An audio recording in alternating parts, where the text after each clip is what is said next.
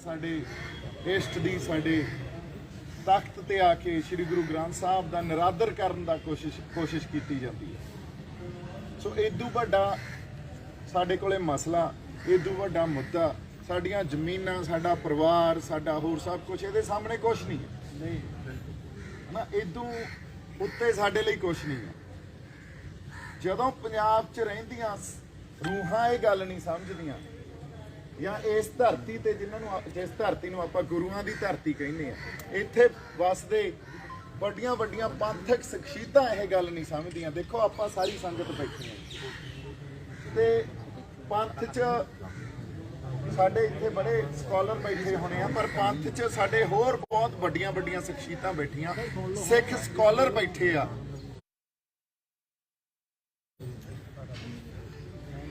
वो हजे तक तख्त साहब ते कोई भी नहीं आया, किसी ने आके इत्थे गल नहीं सुनी।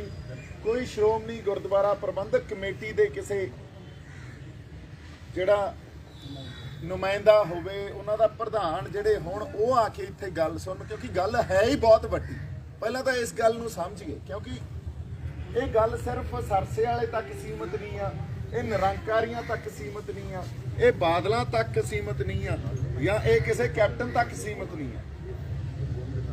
ये इस देश की सरकार जी एक इंडियन स्टेट आप कहने हैं, इंडियन स्टेट का प्रोजेक्ट है। इस गल आप समझिए, पहला इंडियन स्टेट का प्रोजेक्ट है भी साडे ईस्ट की साडे गुरु की बेअदबी इन्नी क कॉमन कर दो भी सिख इहदे ते रिएक्ट करना ही छड्ड देण, और साडा भरोसा ते साडा विश्वास तोड़ना हो।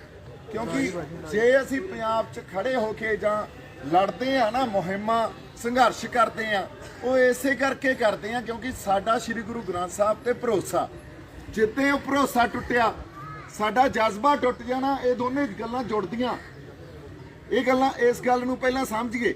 ये इंडियन स्टेट का प्रोजेक्ट आ भी श्री गुरु ग्रंथ साहब ते जो सिखां दा भरोसा ते जो गुरु प्रेम आ, इनू तोड़ो पहलां। जदों गुरु प्रेम टुटिया तो जज्बा टुटूगा, फिर लड़न जोगे नहीं रहने। अज जिहदे च गुरु प्रेम आ उही बैठा ना इत्थे, जिन्हां च गुरु प्रेम नहीं, जिहड़े लीडर बनना चाहुंदे आ, जिहड़े ये कहंदे आ भी असीं देखो ठीक आ किसानी संघर्ष कर रहे हैं आपां, पर जमीनां सानूं साडे गुरु तो ज़्यादा प्यारियां तां नहीं ना। साडे गुरु ते असीं सब कुछ वारन नूं तैयार आ।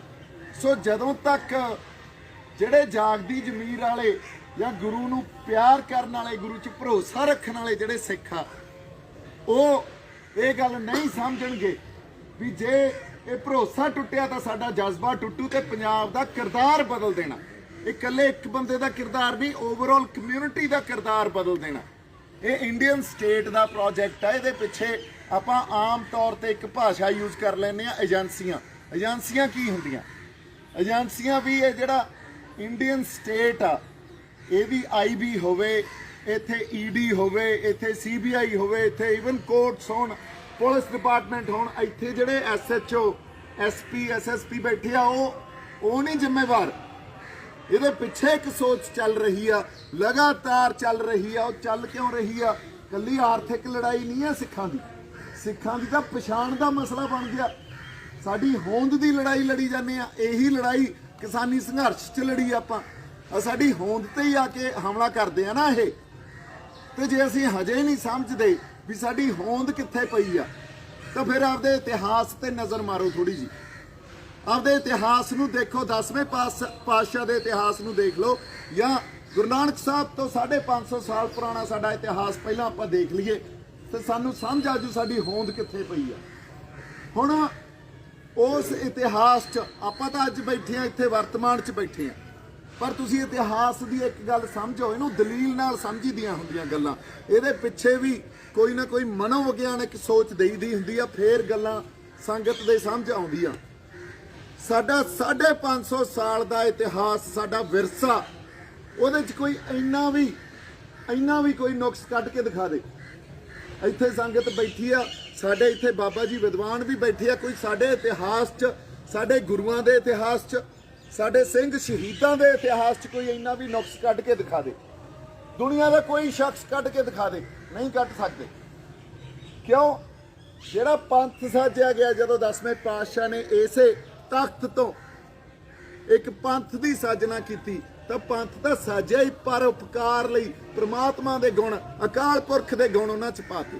ਹੁਣ ਜਿਹੜੀ ਕੌਮ ਅਕਾਲ ਪੁਰਖ ਦੇ ਗੁਣ ਆਪਦੇ ਚ ਲਈ ਫਿਰਦੀ ਹੋਵੇ ਉਹਨਾਂ ਚ ਨੁਕਸ ਕਿੱਥੋਂ ਕੱਢ ਲਓਗੇ? ਉਹ ਤਾਂ ਅੰਸ਼ੀ ਬ੍ਰਹਮ ਦਾ, ਉਹਦਾ ਚੱਲਦੇ ਹੀ ਕਿਤੋਂ ਹੋਰ ਆ। ਸੋ ਜਦੋਂ ਤੁਸੀਂ ਕੋਈ ਨੁਕਸ ਨਹੀਂ ਕੱਢ ਸਕਦੇ, ਇੰਨੀਆਂ ਸ਼ਹਾਦਤਾਂ, ਇਹੋ ਜਿਹਾ ਇਤਿਹਾਸ, ਸਾਡੇ ਗੁਰੂ, ਸਾਡੇ ਰਹਿਬਰ ਆਪਾਂ ਵਾਰ ਗਏ, ਸਾਡੇ ਸਿੰਘ ਸ਼ਹੀਦ ਸਭ ਕੁਝ ਵਾਰ ਗਏ, ਬੰਦ ਕਟਵਾ ਗਏ, ਚਰਖੜੀਆਂ ਤੇ ਚੜ ਗਏ, ਨੇਜਿਆਂ ਤੇ ਚੜ ਗਏ। ਤੁਸੀਂ ਵੇਖੋ ਉਹ ਕਿੱਥੋਂ ਆਇਆ ਸਭ ਕੁਝ, ਉਹ ਜਜ਼ਬਾ ਕਿੱਥੋਂ ਆਇਆ? ਉਹ ਗੁਰੂ 'ਚ ਭਰੋਸੇ 'ਚੋਂ ਆਇਆ। ਜੇ ਗੁਰੂ 'ਚ ਭਰੋਸਾ ਨਹੀਂ ਸੀ, ਇਹ ਇਤਿਹਾਸ ਨਹੀਂ ਕਦੇ ਪੈਦਾ ਕਰ ਸਕਦੇ ਸੀ, ਇਹ ਮਿੱਥ ਨਹੀਂ ਸਿਰਜੇ ਜਾ ਸਕਦੇ ਸੀ। ਸੋ ਉਹੀ ਭਰੋਸਾ ਅੱਜ ਤੋੜ ਰਹੇ ਆ। ਤੁਸੀਂ ਲੜੋਗੇ ਕਿੱਥੋਂ? ਕਿਹੜੀ ਸ਼ਕਤੀ ਤੁਹਾਨੂੰ ਲੜਾ ਦੂ ਜੇ ਗੁਰੂ 'ਚ ਭਰੋਸਾ ਹੀ ਤੋੜਤਾ ਤਾਂ? ਫਿਰ ਜਦੋਂ ਹੁਣ ਪੰਜਾਬ ਬੈਠੇ ਆ, ਇਹ ਗੁਰੂਆਂ ਦੀ ਧਰਤੀ ਤੇ ਬੈਠੇ ਆ, ਤੇ ਜਿਹੜਾ ਇਤਿਹਾਸ ਅਸੀਂ ਸਾਂਭੀ, ਸਾਡੇ ਸਾਹਮਣੇ ਗੁਰੂ ਸਾਹਿਬ ਬੈਠੇ ਹੁੰਦੇ ਆ ਤੇ ਸਾਨੂੰ ਗੁਰੂ 'ਚ ਭਰੋਸਾ, ਉਹਦੇ ਤੇ ਤਾਂ ਅਸੀਂ ਸਭ ਕੁਝ ਵਾਰ ਜਾਂਦੇ ਆ। ਇਹਦੇ ਉੱਤੇ ਤਾਂ ਸਾਡੇ ਲਈ ਕੁਝ ਹੈ ਹੀ ਨਹੀਂ। ਅੱਜ ਸਰਕਾਰਾਂ ਕਰਦੀਆਂ ਕੀ ਆ? ਸਰਕਾਰਾਂ ਨੇ ਇਹ ਗੱਲ ਸਹੀ ਆ, ਜਿਹੜੇ ਹੁਣ ਇੱਥੇ ਸਤਿਕਾਰਯੋਗ ਸਾਡੇ ਬਾਬਾ ਜੀ ਬੋਲ ਰਹੇ ਸੀ ਵੀ ਇਹ 1947 ਦਾ ਨਹੀਂ, ਜਦੋਂ ਤੋਂ ਸਾਡਾ ਰਾਜ ਸਾਡੇ ਹੱਥੋਂ ਗਿਆ, ਇਹ 1851 ਤੋਂ ਬਾਅਦ ਦਾ ਪ੍ਰੋਜੈਕਟ ਆ ਵੀ ਸਿੱਖਾਂ ਨੂੰ ਨਾ ਉੱਠਣ ਦਿਓ।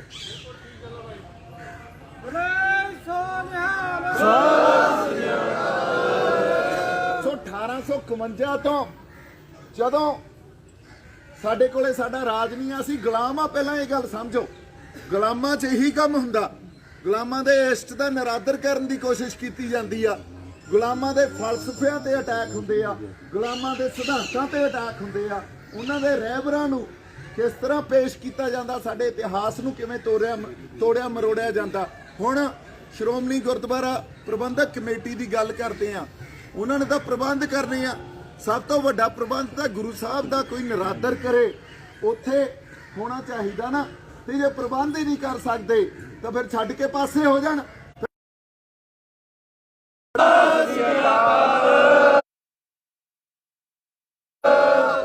ਔਰ ਇੱਕ ਹੋਰ ਬਹੁਤ ਵੱਡੀ ਅਸੀਂ ਗਲਤੀ ਕਰ ਜਾਂਦੇ ਆ, ਹਮੇਸ਼ਾ ਕਰਦੇ ਰਹਿੰਦੇ ਆ। ਸਾਨੂੰ ਸਾਡੀ ਡਿਪੈਂਡੈਂਸੀ ਘਟਾਉਣੀ ਪਊਗੀ ਪੁਲਿਸ ਤੋਂ ਵੀ, ਪੰਜਾਬ ਗਵਰਨਮੈਂਟ ਤੋਂ ਵੀ ਤੇ ਇੰਡੀਅਨ ਗਵਰਨਮੈਂਟ ਤੋਂ ਵੀ। ਜੇ ਅਸੀਂ ਉਹਨਾਂ ਤੇ ਡਿਪੈਂਡ ਰਹਾਂਗੇ, ਇਹ ਘਟਨਾਵਾਂ ਹੁੰਦੀਆਂ ਰਹਿਣਗੀਆਂ। ਆਉਣ ਵਾਲੀਆਂ ਸਾਡੇ ਵਰਗੇ ਜਿਹੜੇ ਆ, ਜਾਂ ਆਉਣ ਵਾਲੀਆਂ ਨਸਲਾਂ ਸਮਝਣਗੀਆਂ ਜਿਵੇਂ ਈਸਾਈਆਂ 'ਚ ਇਹੀ ਗੱਲ ਹੋਣ ਲੱਗ ਗਈ। ਉਹਨਾਂ ਨੂੰ ਫਰਕ ਹੀ ਨਹੀਂ ਪੈਂਦਾ, ਉਹਨਾਂ ਦੇ ਇਸ਼ਟ ਦੀ ਕੋਈ ਬੇਅਦਬੀ ਹੁੰਦੀ ਆ ਉਹਨਾਂ ਨੂੰ, ਕਿਉਂਕਿ ਕਿਸੇ ਵੇਲੇ ਬਹੁਤ ਵੱਡਾ ਫਰਕ ਪੈਂਦਾ ਸੀ। ਕਿਸੇ ਵੇਲੇ ਚਰਚ ਜਾਂ ਪੋਪ ਆ ਜਿਹੜਾ ਵੈਟੀਕਨ 'ਚ ਬੈਠਾ, ਉਹ ਬਹੁਤ ਵੱਡੀ ਇਸ ਗੱਲ ਤੇ ਉਹਨਾਂ ਦਾ ਵੀ ਚਿੰਤਨ ਹੁੰਦਾ ਸੀ ਵੀ ਸਾਡੇ ਬਾਈਬਲ ਦੀ ਬੇਅਦਬੀ ਹੁੰਦੀ ਆ। ਅੱਜ ਖੜੇ ਕਿੱਥੇ ਆ? ਅੱਜ ਫਿਲਮਾਂ 'ਚ, ਅੱਜ ਕਿਸੇ ਹੋਰ ਪਲੇਟਫਾਰਮ ਦੇ ਥਰੂ ਉਹਨਾਂ ਦੇ ਬਾਈਬਲ ਦੀ ਬੇਅਦਬੀ ਹੋਵੇ ਨਾ ਹੋਵੇ, ਉਹਨਾਂ ਨੂੰ ਕੋਈ ਫਰਕ ਨਹੀਂ ਪੈਂਦਾ। ਜੇ ਅਸੀਂ ਉੱਥੇ ਜਾ ਕੇ ਖੜ ਗਏ ਫਿਰ ਤਾਂ ਰੁਲ ਗਏ। ਫਿਰ ਕਿੱਥੋਂ ਰਹਿ ਗਈ ਸਾਡੀ ਹੋਂਦ? ਕਿੱਥੋਂ ਰਹਿ ਗਿਆ ਸਾਡੇ ਕੋਲੇ ਗੁਰੂ 'ਚ ਭਰੋਸਾ? ਤੇ ਜੇ ਗੁਰੂ 'ਚ ਭਰੋਸਾ ਨਹੀਂ ਆ, ਆਪਦਾ ਕਿਰਦਾਰ ਸਾਡੇ ਕਿਰਦਾਰ ਬਦਲੇ ਜਾਣਗੇ। ਤੇ ਫਿਰ ਅਸੀਂ ਯਾਦ ਕਰਿਆ ਕਰਾਂਗੇ ਵੀ ਸਿੱਖ ਆਹ ਗੁਰੂ ਦਾ ਸਿੱਖ ਹੁੰਦਾ ਸੀ। ਜਿੱਥੋਂ ਕਿਤੇ ਲੰਘਦਾ ਸੀ ਲੋਕ ਪੁੱਛਦੇ ਸੀ ਵੀ ਇਹ ਕਿਹੜਾ, ਕੌਣ ਇਨਸਾਨ ਆ, ਕਿਹਨਾਂ ਨੇ ਸਾਜਿਆ ਇਹਨਾਂ ਨੂੰ। ਤੇ ਇਹ ਗੱਲਾਂ ਜੇ ਅਸੀਂ ਇਹ ਸਮਝਦੇ ਹਾਂ ਵੀ ਅਸੀਂ ਇਹ ਹਿੰਦੁਸਤਾਨ ਦੀ ਸਰਕਾਰ ਜਾਂ ਪੰਜਾਬ ਸਰਕਾਰ ਜਾਂ ਕੋਈ ਪੁਲਿਸ ਡਿਪਾਰਟਮੈਂਟ ਸਾਨੂੰ ਕੋਈ ਨਿਆਂ ਦੇ ਦੂਗਾ, ਭੁੱਲ ਜਾਓ। ਇਹਨਾਂ ਨੇ ਕਿਸੇ ਨੇ ਨਿਆਂ ਨਹੀਂ ਦੇਣਾ। ਇਹਦਾ ਸਾਡੇ ਖਾਲਿਸਤਾਨ ਦੀ ਫੌਜ ਤਿਆਰ ਕਰਨੀ ਪਊ। ਯਾਰ ਓਏ ਇੱਕ ਮਿੰਟ ਯਾਰ, ਬਾਈ ਬੱਸ ਕਰ, ਬਾਈ ਬੱਸ ਕਰ, ਬਾਈ ਬੱਸ ਕਰ, ਰਹਿ ਜਾ। ਦੇਖੋ ਗੱਲ ਜਿਹੜੀ ਤੁਸੀਂ ਕਰ ਰਹੇ ਹੋ ਨਾ, ਇਹ ਤਾਂ ਗੁਰੂ, ਅਸੀਂ ਬੈਠੇ ਇੱਥੇ ਆ, ਇਹ ਤਾਂ ਗੁਰੂ ਦਾ ਹੁਕਮ ਆ। ਗੁਰੂ ਨੇ ਆਉਣਾ ਹੀ ਆਉਣਾ, ਖਾਲਸੇ ਦਾ ਰਾਜ ਵੀ ਹੋਣਾ ਹੀ ਹੋਣਾ। ਪਹਿਲੀ ਇਹ ਗੱਲ ਤਾਂ ਸਮਝੀਏ ਵੀ ਅਸੀਂ ਗੁਲਾਮ ਆ, ਅਸੀਂ ਬੈਠੇ ਗੁਲਾਮੀ 'ਚ ਆ। ਅਸੀਂ ਨਸ਼ਿਆਂ ਨਾਲ ਜੂਝੀ ਜਾਂਦੇ ਆ, ਸਾਡੇ ਤੇ ਨਿਤ ਨਵੇਂ ਕਾਨੂੰਨ ਪੈਦਾ ਕਰ ਦਿੱਤੇ ਜਾਂਦੇ ਆ। ਸਾਡੇ ਇਸ਼ਟ ਦਾ ਨਿਰਾਦਰ ਹੁੰਦਾ, ਸਾਡੇ ਸ੍ਰੀ ਗੁਰੂ ਗ੍ਰੰਥ ਸਾਹਿਬ ਦੇ ਸਰੂਪ ਚੋਰੀ ਹੋ ਜਾਂਦੇ ਆ। ਆਪਾਂ ਕਿੰਨੀਆਂ ਦੇ ਗੱਲਾਂ ਨਾਲ ਨਿਕਟੀਏ, ਪਰ ਪੰਥ ਨੂੰ ਜਿਵੇਂ ਬਾਬਾ ਜੀ ਨੇ ਹੁਣ ਕਿਹਾ ਸੀ, ਇਕੱਠੇ ਹੋ ਕੇ ਸਿਰ ਜੋੜ ਕੇ ਬੈਠਣਾ ਪਊਗਾ ਤੇ ਮਸਲਿਆਂ ਨਾਲ ਨਜਿੱਠਣਾ ਪਊਗਾ। ਔਰ ਇੱਕ ਗੱਲ ਸਮਝਣੀ ਪਊ, ਜਦੋਂ ਤੱਕ ਅਸੀਂ ਆਹ ਗੁਲਾਮੀ ਕਿਉਂ ਸੰਤਾਂ ਨੂੰ ਇਹ ਗੱਲ ਸਮਝ ਆ ਗਈ ਸੀ। ਆਪਾਂ ਸੰਤ ਜਰਨੈਲ ਸਿੰਘ ਭਿੰਡਰਾਣਾ ਦੀ ਗੱਲ ਕਰਦੇ ਆ, ਉਹ ਕਹਿੰਦੇ ਹੁੰਦੇ ਸੀ ਜਦੋਂ ਕਿਤੇ ਸਾਡੀ ਧੀ ਭੈਣ ਦਾ ਕੋਈ ਨਿਰਾਦਰ ਕਰਦਾ, ਇੱਥੇ ਤਾਂ ਗੁਰੂ ਦਾ ਨਿਰਾਦਰ ਆ, ਤੇ ਸੌਦਾ ਲਾ ਕੇ ਮੇਰੇ ਕੋਲੇ ਆ ਜਾਓ ਤੇ ਮੈਂ ਸਾਂਭ ਲੂੰਗਾ। ਕੋਈ ਹੈਗਾ ਸਾਡੇ ਕੋਲੇ ਇਹੋ ਜਿਹਾ ਬੰਦਾ ਅੱਜ ਇਹ ਗੱਲ ਕਹਿਣ ਵਾਲਾ? ਉਹ ਯਾਰ ਬਹਿ ਜਾ ਵੀਰ ਮੇਰੇ ਉਹ ਵੀਰੇ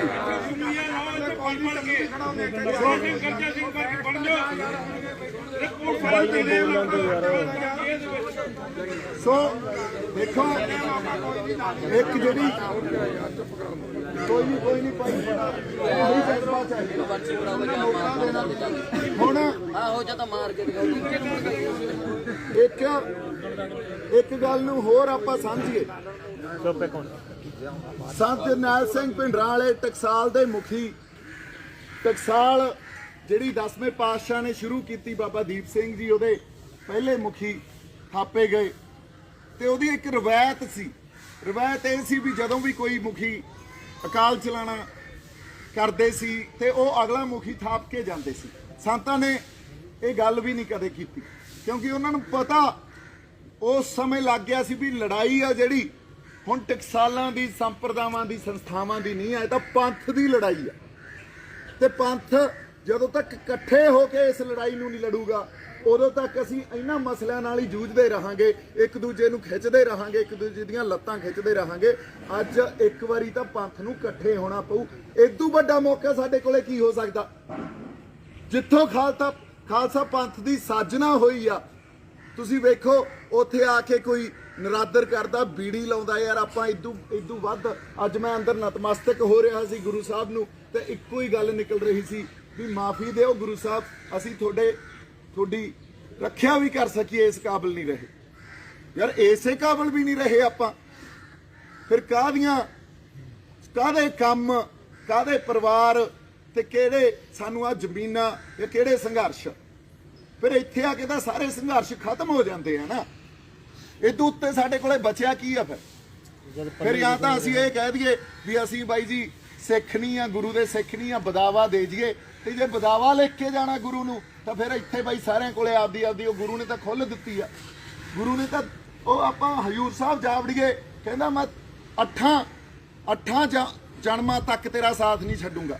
ਸਿੱਖ ਜਿੰਨਾ ਮਰਜੀ ਗਰਕ ਜੇ, 8 ਤੇਰੇ ਜਨਮਾਂ ਤੱਕ ਗੁਰੂ ਤੇਰੇ ਨਾਲ ਰਹੂਗਾ, ਉਸ ਤੋਂ ਬਾਅਦ ਫਿਰ ਤੂੰ ਆਪਦਾ ਆਪ ਦੇਖੀ। ਹੁਣ ਜੇ ਗੁਰੂ 8 ਜਨਮਾਂ ਤੱਕ ਸਾਡੇ ਨਾਲ ਆ, ਅਸੀਂ ਇਸ ਜਨਮ 'ਚ ਹੀ ਉਹਦੇ ਤੋਂ ਬੇਮੁਖ ਹੋਏ ਫਿਰਦੇ ਆ ਯਾਰ। ਸੋ ਅਸਲ ਗੱਲ ਤੇ ਨਹੀਂ ਆਵਾਂਗੇ ਜੇ ਇਹ ਗੱਲ ਚੱਲ ਕਿੱਥੋਂ ਰਹੀ ਆ। ਇਹ ਇੱਕ ਨੇਸ਼ਨ ਸਟੇਟ ਆ ਜਿਹੜੀ, ਇਹ ਉਹਦਾ ਪ੍ਰੋਜੈਕਟ ਆ। ਅਸੀਂ ਫਿਰ ਉਹੀ ਕੰਮ ਕਰਦੇ ਆ, ਕੋਈ ਬੰਦਾ ਫੜ ਲਿਆ ਜਾਂਦਾ ਵੀ ਇਹਨੇ ਬੇਅਦਬੀ ਕੀਤੀ ਆ, ਉਹ ਫੜ ਕੇ ਅਸੀਂ ਪੁਲਿਸ ਨੂੰ ਦੇ ਦਿੰਦੇ ਆ।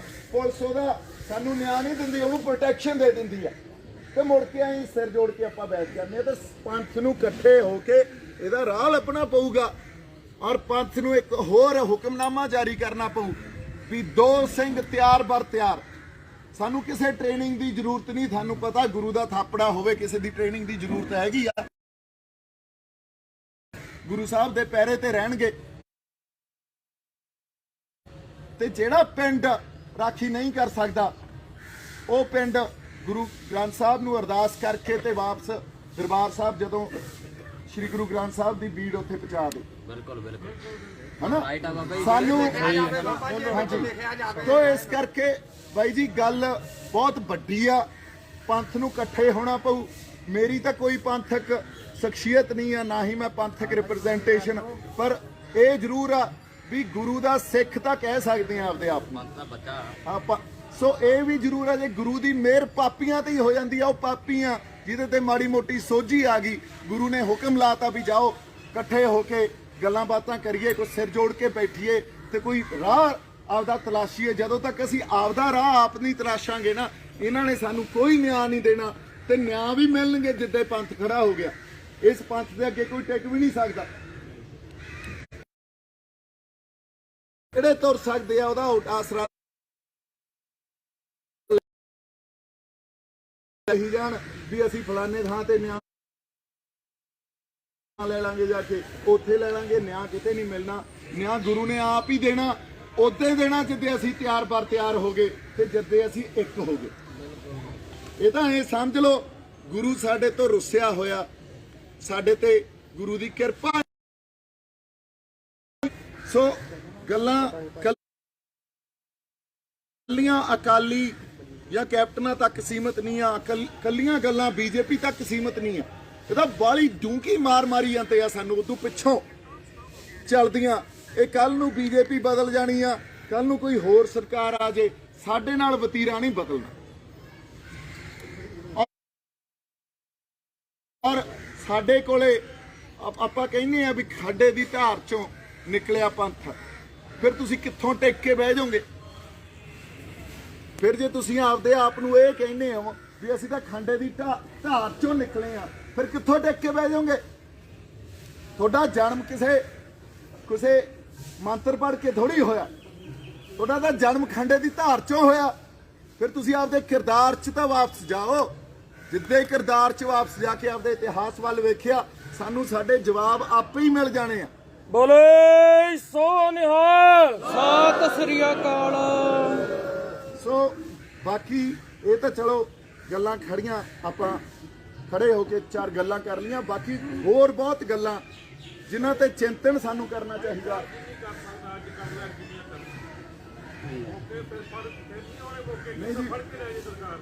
ਨਹੀਂ ਦੇਖੋ, ਸਰਕਾਰ ਇੱਕ ਨੂੰ ਫੜ ਕੇ ਲੈ ਜੂਗੀ। ਆ ਬੈਠੇ ਹੋ ਤੁਸੀਂ ਜਿਹੜੇ, ਇਹ ਚਿਣਕ ਜਿਹੜੀ ਦੇਖੋ, ਜਿਹੜੀ ਚਿਣਕ ਗੁਰੂ ਸਾਹਿਬ ਅੰਦਰ ਲਾ ਗਏ ਨਾ, ਜਿਹੜੀ ਤਾਂ ਜ਼ਮੀਰ ਜਾਗਦੀ ਆ, ਉਹ ਸੋਚ ਤਾਂ ਭਾਈ ਦੇਖੋ, ਇਹ ਰਾਹ ਨਾ ਤਾਂ ਇਹ ਕੋਣ ਬੈਠਾ ਬਾਬਾ ਜੀ, ਬਣਾਓ ਯਾਰ ਇਹਨਾਂ ਨੂੰ ਬਣਾਓ ਬਾਬਾ ਜੀ। ਉਹ ਬਾਬਾ ਜੀ ਬਹਿ ਜਾਓ 2 ਮਿੰਟ, ਉਹ ਵਿਚਾਰ ਪੂਰੀ ਕਰੋ। ਬਾਬਾ ਵਿਚਾਰ ਪੂਰੀ ਹੋ ਲੈਂਦੇ। ਕੱਲ ਇੱਥੇ ਐਡੀ ਘੱਟ ਸੀਗਾ ਜੀ। ਬਾਬਾ ਬਹਿ ਜਾ ਯਾਰ। ਬਾਬਾ ਜੀ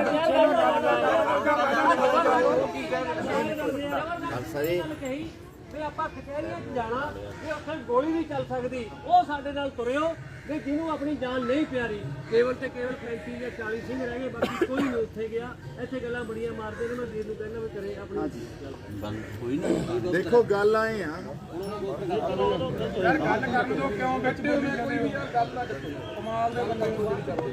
ਗੱਲ ਆਏ ਆ, ਇਹ ਰਾਹ ਜਿਹੜਾ ਨਾ, ਇਹ ਨਾ ਤਾਂ ਰਾਹ ਮੇਰਾ ਨਾ ਤੁਹਾਡਾ, ਇਹ ਰਾਹ ਤਾਂ ਗੁਰੂ ਦਾ। ਇੱਥੇ ਮਿਲਣਾ ਕਿਸੇ ਨੂੰ ਕੁਛ ਨਹੀਂ। ਕੋਈ ਇਹ ਸੋਚੇ ਵੀ ਜਥੇਦਾਰੀਆਂ, ਪ੍ਰਧਾਨਗੀਆਂ ਜਾਂ ਨੇਤਾ ਬਣ ਜਾਣਗੇ। ਇਹ ਤਾਂ ਵਾਕਈ ਗੱਲ ਇਹ ਆ, ਬਾਬਾ ਜੀ ਜਿਹੜੀ ਗੱਲ ਕਹਿੰਦੇ ਆ, ਬਾਬਾ ਜੀ 40 ਸੀ ਨਾ ਜਿਹੜੇ, ਉਹ ਬਸ ਗੁਰੂ ਸਾਹਿਬ, ਜਦੋਂ ਗੁਰੂ ਸਾਹਿਬ ਨਾਲ ਵੀ 40 ਕੜੀ 'ਚ ਸੀ ਤੇ ਤੁਹਾਡੇ ਨਾਲ 40 ਤੁਰ ਪਏ, ਫਿਰ ਤਾਂ ਕਿਰਪਾ। ਫਿਰ ਤਾਂ ਤੁਸੀਂ ਇਹ ਸੋਚੋ ਬਹੁਤ ਵੱਡੀ ਕਿਰਪਾ।